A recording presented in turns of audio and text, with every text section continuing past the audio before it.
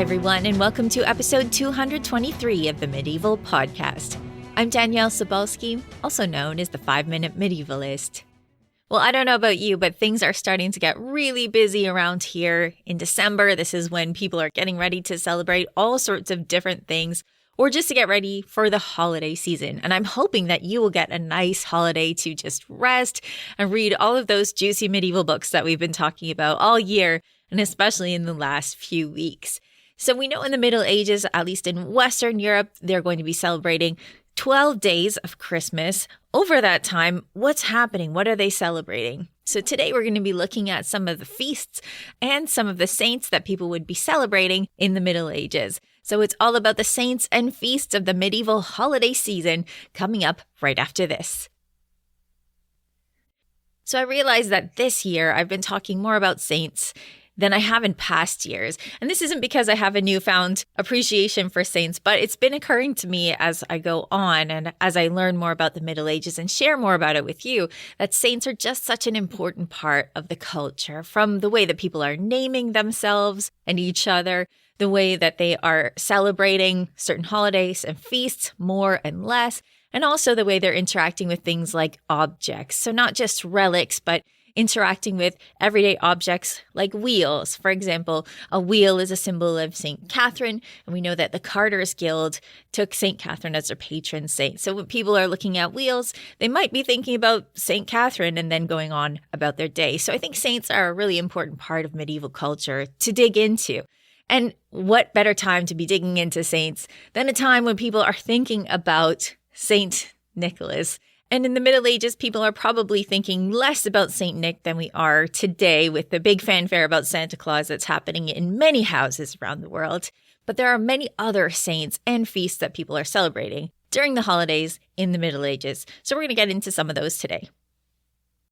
I was thinking about how I should be talking about these saints and feasts and whether I should be talking about them in a chronological order or kind of a sense order. And maybe a little bit of both. So hang on to your hats. We're going to be talking about saints and feasts in a way that might be a magical journey as we go through it. So Christmas Eve is an important moment in the Christian calendar where you're getting ready for Christmas and you see all of the people who are preparing to spend these days as holidays. And one of the things that I came across on an English history post was talking about the greenery that people are taking in for the holidays. And this article was about the ways people celebrated it in Tudor times, but I think this is relevant as well. So we know that holly and ivy are things that people were using to celebrate because these are things that are still green and beautiful and representing that eternal life that is going on even through winter that's happening around this time of year. And one of the things I thought was really interesting that I saw on this article was that people would sometimes be using this greenery that they take in on Christmas Eve to decorate some tools of the household that they might not want to use for the next 12 days. And this was citing spinning wheels as being something that you might want to decorate on Christmas Eve with all sorts of greenery to keep you from being able to use that spinning wheel to work over the holiday, because you're meant to be resting and celebrating and thinking more about spiritual things than working. And whether or not we are faithful today, I love this idea of really shutting off for the holidays and leaving the work behind. So whether you have to do this with grabbing branches of holly and putting them on top of your laptop or not, I think that it's a really fun tradition to think about when it comes to the Middle Ages. I should probably mention at this point that it's really hard to pin down how people celebrated things like Christmas in the Middle Ages because the traditions have been layered and layered and layered on top of each other over centuries. And when humans trace these things back, sometimes we add all sorts of narrative fantasies that sound great and that might give more significance to an event that may have just kind of happened spontaneously. So I'm just going to be telling you about the things that I have a reasonable footing on, and just to let you know that we just don't really know a lot about the way people celebrated. So we can extrapolate, but be careful of the stuff that you read online, because we really like stories that explain things to us, even if they're not necessarily true. So just a little bit of a caveat. So when it came to Christmas, people would be celebrating with Mass. They would be celebrating with lots of food and spending this time not working, spending it together. Just that family time, that friend time where you're just sitting and enjoying good food and good drinks. And I think, again, no matter what holiday we're celebrating, I hope this is part of your December, at least at some point this month. Following Christmas, we start to get into the saints. So the next day after Christmas, which we now call Boxing Day, is, of course, December 26th. It's St. Stephen's Day. And you may not really be familiar with St. Stephen's Day, except for in the song, The Christmas Carol, about St. Wenceslas, who we'll get into in a second. But who is St. Stephen, and why are medieval people celebrating him? Well, St. Stephen is said to have been one of the first Christian martyrs, if not the first Christian martyr. And you can find his story actually in the Bible, which is not the case for a lot of the other saints that are celebrated in the Middle Ages. Sometimes there are nuggets of these saints that are appearing in the Bible, and other stories about them will grow up and around and become fully fleshed out. Stories like that of St. Mary Magdalene, who I was talking about a few weeks ago, where she appears in the Bible and she has some role there. But then in the Middle Ages, her story becomes much bigger and three-dimensional and fully formed, and it tells you what happened to her in the end. And closure is not something that you necessarily get from the Bible when it comes to a lot of these figures. But St. Stephen, being a martyr, spoiler alert, you do find out what happens to him. St. Stephen's story can be found in the book of Acts in the Bible, chapters 6 and 7, and it tells the story of how he was martyred. So he is said to be a deacon. He is in charge of things like good works, and he gets into an argument with Jewish elders about theology. So as you can imagine, this doesn't go very well for St. Stephen. And what happens is that he is dragged to the outside of the city and he is stoned to death. And what's interesting about this particular story is that one of the people who is participating in the stoning, even if he's just there and holding everyone's coats, it seems, this is an interesting detail that you can find in the Bible, is Saul. And Saul is the man who is later named Paul and becomes Saint Paul, a famous writer of the Bible, and obviously a saint as well. And it actually does say in Acts that Saul approved of the stoning of St. Stephen, that he was there, that he approved of the stoning of St. Stephen. And one other really interesting little snippet of text in this story of St. Stephen is that he fell asleep. So he is being stoned to death and he falls asleep, basically in the arms of Jesus. This is the implication. So when you see St. Stephen around, you can see him in pictures with stones around him. So if you see a saint and there's a stone, it's probably St. Stephen. St. Stephen being a deacon, said to be a deacon, he's in charge of things like distributing food, distributing alms. And so his day is a day when this is happening. So it makes a lot of sense when it comes to both the Christian calendar and the way people are celebrating Christmas, that they are giving away both money and food, their leftovers from the Christmas feast. So I say leftovers not just to be cynical about the way people celebrated, but because we know that people did collect their leftovers after a feast and they did distribute them to the poor. So it makes sense that after a massive Christmas feast, whatever you have left over, you're distributing to the poor on St. Stephen's Day.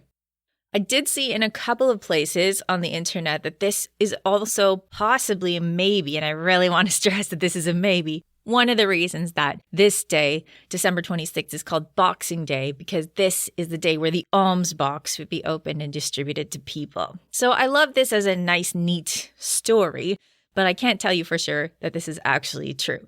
But people are distributing charity on St. Stephen's Day. St. Stephen is also the patron saint of deacons, headaches, which is very on the nose, as it tends to be when it comes to saints, horses, masons, and casket makers. And some people have said that this is a day, St. Stephen's Day is a day to also be nice to your horse, where you can have your horse's food and tack blessed, which I think is also quite a nice story. And speaking of stories of St. Stephen's Day, this is the day where you have a song about King Wenceslas. So who is this guy? Well, I want to direct you for the story of King Wenceslas, as well as the story of Saint Nicholas. If you want more about these saints, to check out the Gone Medieval podcast from History Hit, because they also have episodes about this. And I really do think that it's great to support not only this podcast, but other medieval podcasters as well. So you can find out more about Wenceslas on an old episode of Gone Medieval, but I will give you the gist. So Wenceslas, or Vaclav, if I'm saying that right, I'm not Czech, and Helen or Yannicka might come at me for this later. He was actually a duke, not a king. He was called a king later. He was the Duke of Bohemia. And because he was a very nice guy, and he distributed things like alms and food. He's remembered very well afterwards. He was also martyred, and this story shifts around a little bit. It's not 100% certain what happened to him, but in the 10th century, he was martyred on September 28th. He was killed by his brother, who was called Boleslav the Cruel. So you have Wenceslas, or Vaclav the Good, and his brother Boleslav the Cruel. So Wenceslas seems to have been a very generous duke and seems to have been the type of guy that you can write a Christmas carol about. Duke of Bohemia, and for political reasons, his brother murdered him, possibly outside of the church. Good King Wenceslas is said to have founded a church, which is now at the site of St. Vitus's Cathedral in Prague, so you can pay your respects to him there. And there is one story that says that if the Czech people are ever in trouble, the statue of Wenceslas will come to life and help them. Good King Wenceslas, his saint's day is actually September 28th, so the day of his martyrdom, and he is the patron saint of the Czech Republic. He appears in this story where he is going out on the feast of St. Stephen and distributing food and fuel. And this is using a medieval tune, although the words were written centuries later. So this is actually a medieval tune, but these words about the good king were written centuries later. So St. Stephen's Day, December 26th. And if you choose to celebrate St. Wenceslas on that day, you can, or you can wait for September 28th. So we have Christmas Eve, we're celebrating. Christmas Day, we're celebrating. St. Stephen's Day, but we are not finished yet because December 27th is St. John the Evangelist's day. And he's called St. John the Evangelist or St. John the Apostle to distinguish him from St. John the Baptist, who is the other saint. But St. John the Baptist is celebrated on June 24th. So St. John the Evangelist or St. John the Apostle was one of Jesus's disciples who you can also find in the Bible. In fact, he is said to be the writer of the book of John and possibly the book of Revelation. This is something that I think is still in dispute when people are looking at who wrote what. But St. John is somebody who was part of Jesus's mission to spread the word. And he does this through writing, which means that he is the patron saint of things like love, loyalty, and friendship, but also authors. So if you're looking for a day to celebrate your favorite author, December 27th is a good day to do that. If you're looking to find a picture of St. John, or if you're looking at a picture of saints and you're trying to figure out which one is St. John the Evangelist or St. John the Apostle, he might be the one you find with writing implements or with an eagle. It doesn't say in the Bible what happened to St. John in the end, so of course medieval people made up some fan fiction about what happened to him and what didn't happen to him. And I don't think anyone in the modern world has agreed definitively on what happened to St. John, but he was definitely well-liked, well-remembered, and had a lot of people name their children after him in the Middle Ages. But the feasting is not done yet, and the next feast that was celebrated in the Middle Ages by Christians was December 28th, and this is the Feast of the Holy Innocents. And this day commemorates or celebrates the martyrdom of the many children, the boys that were killed by King Herod. So if you've never read the Bible or you don't remember this part of the story, when the 3 wise men came from the east, they stopped by King Herod's palace and they told him they were going to see a boy that was going to be a king. And King Herod didn't want to share his power, so he ordered the death of all of the baby boys who had recently been born. So the Feast of the Holy Innocents celebrates the martyrdom of these children who were said to be Christian martyrs, even if Jesus has just been born at this point and he hasn't actually conducted his mission. This is the celebration of that day. In the modern world, this feast day doesn't get a whole lot of press, and it could be because the story is particularly horrific. But in the Middle Ages, this is an important feast day celebrated by people, and the story of the Holy Innocents is one that comes up actually quite a lot. This is a story that you can find in plays that people were writing and performing in the Middle Ages, and King Herod becomes one of these figures where people love to hate him in the way that you have audiences that are yelling at the stage, that are booing people. King Herod is one of these figures that is larger than life and a caricature. He's always raging and fuming and foaming across the stage. He's meant to be somebody that is genuinely hated by the audience because of his role in this story where he is killing a lot of innocent children. So if you picture one of those big old caricatures of Donald Trump where he's red-faced and overweight and all of those things, that's how people were representing King Herod, as a figure that they could ridicule when they were thinking about this moment in the Christian story. So the Feast of the Holy Innocents is one that may not have much notice today, but it was actually really important when it comes to the way that people were celebrating the Christian story back in the Middle Ages. On January 1st, at least in France, there is the Feast of Fools. And I'm not going to spend too much time on this because I did an entire episode about this with Max Harris. So if you want to find out more about that, you can look back through the medieval podcast catalog and find the Feast of Fools with Max Harris, because that was just an amazing episode talking about the way people celebrated over Christmas and especially the Feast of Fools. So the Feast of Fools is around January 1st, which brings us to the end of the 12 days of Christmas with Epiphany, which is January 6th. So Epiphany, again, if you're not familiar with the Bible, that is totally cool. I will tell you, this is the day when the three wise men appeared from the east. They traveled from the east and they arrived at Bethlehem to bring their gifts to the baby Jesus.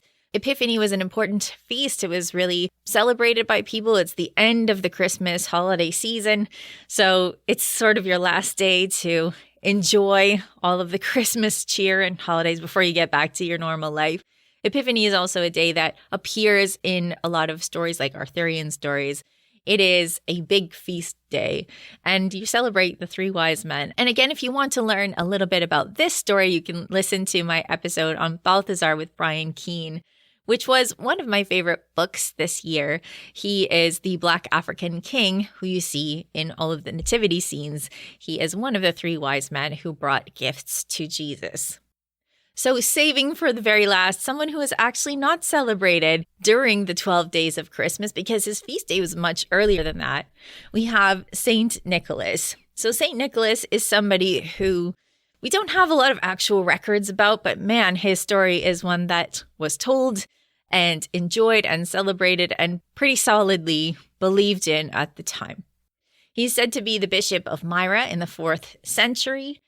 He was buried there, but in the 11th century, his remains were stolen by Italians who brought him back to Bari, and he is still said to rest in the Basilica San Nicola, St. Nicholas's Basilica, in Bari, in Italy. According to the Encyclopedia Britannica, one of St. Nicholas's bones, a relic, was tested in 2017 and confirmed as a 4th century bone. So, is this the real St. Nicholas? I mean, I'm sure someone will make a documentary about that if they haven't already. St. Nicholas has a few stories that are related to him, and I'm sure they tell you more about this on Gone Medieval, but the gist of it is he is said to have saved 3 girls who were so poor they didn't have dowries, so they were given dowries in gold by St. Nicholas, saving them from living a life of prostitution. So this is one story of St. Nicholas, probably not the one that you're going to tell your children. Maybe you'll tell your children this one and maybe not. The other one is a story of 3 children who were chopped up and tossed into a pot, and they were miraculously rescued by St. Nicholas, who put them together whole again. So if you see pictures of St. Nicholas, he might be giving gold to 3 girls or to the father of 3 girls. He might be rescuing 3 children in a pot. Usually they are boys. Sometimes they're tonsured boys as well, but he is rescuing children in a pot. St. Nicholas is the patron of Russia, Greece, charitable fraternities and guilds, children, sailors, unmarried girls, of course, merchants, and pawnbrokers. And those last ones probably have to do with the fact that he is generous with money when it comes to helping people, but merchants and pawnbrokers also associated with things like gold and money. So I'm sure the question that you're all asking yourselves is, how did St. Nicholas end up being associated with Christmas when he's also a December saint, but he's not the actual focus of the Christmas story? So when I was looking at Britannica, and again, trying to look at the most reliable sources, because there are so many stories about Christmas and origins and medieval stuff like this, there was a paragraph that I really want to read out loud to you, because if it's on Britannica, there is a good chance that it is probably right, or at least well-researched. And it is a really interesting little story about why we're celebrating Santa Claus today, especially in North America. So here goes. Here is the paragraph right from Encyclopedia Britannica. It says, after the Reformation, devotion to Nicholas disappeared in all the Protestant countries of Europe except Holland, where his legend persisted as Sinterklaas, a Dutch variant of the name Saint Nicholas. Dutch colonists took this tradition with them to New Amsterdam, now New York City, in the American colonies in the 17th century. Sinterklaas was adopted by the country's English-speaking majority under the name Santa Claus, and his legend of a kindly old man was united with old Nordic folk tales of a magician who punished naughty children and rewarded good children with presents. The resulting image of Santa Claus in the United States crystallized in the 19th century, and he has ever since remained the patron of the gift-giving festival of Christmas. So there you go. That's what Britannica says about why we're celebrating Santa Claus. Is this definitively the story? I don't know. Does anybody know? Probably not. But there you go. A whole bunch of saints and festivals that are associated with the holiday season and that our medieval friends would have been really conscious of and celebrating individually and thinking about not just at the holiday season, but also throughout the year. These are important stories in the Christian calendar, in the Christian mindset, especially in the Middle Ages. And they are things that people are thinking about throughout the whole year, but concentrated in that 12-day period, especially when people are taking time off to spend time with family, eating good food, drinking good drink, which is something that I hope we will all have the opportunity to do very soon. Before we go, here's Peter from Medievalist.net to tell us what's going on in the world this time. Welcome, Peter. Hey. It's coming up to Christmas and winter celebrations. And so a lot of people have time off. I thought I would spend this time just talking about what exhibitions are there in museums that are related to the Middle Ages. There's always like permanent exhibitions, but these are like the ones that are especially happening right now. So I thought, I might as well give you guys a list. Sounds good. Hit us with the list, Peter. Well, if you want to be anywhere in the world, I think it's New York to get your medieval fix. So there's these two kind of complementary exhibitions that are happening. One's at the Morgan called Medieval Money, Merchants, and Morality. And then if you go across town, go to the Met Cloisters, you can look at art, class, and commerce in a late medieval town. Get all your learning about the medieval world of merchants and economy. Perfect. I mean, the Cloisters is always worth a visit. Whenever you're in NYC, you should go to visit the Cloisters because it's an amazing place. And I haven't been to the Morgan, but next time I will go to the Morgan. Indeed. Also in New York at the main Met Museum is Africa and Byzantium. I've seen the images and it looks kind of stunning. Lots of Ethiopian influence and Byzantine influence in North Africa. So a lot of fun there.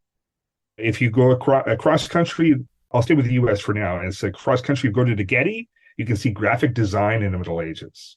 So Ooh. that's all about kind of imagery, and the Getty always comes out with great stuff. If you are in Washington, you can go to the National Library of Art and you can see Will's World, European literature in Shakespeare's time. Oh, nice. So, not quite medieval, but hey. Meanwhile, also is the Detroit Institute of Art, masterpieces of early Renaissance bronze statuettes. Wow. So a little specific, but pretty good.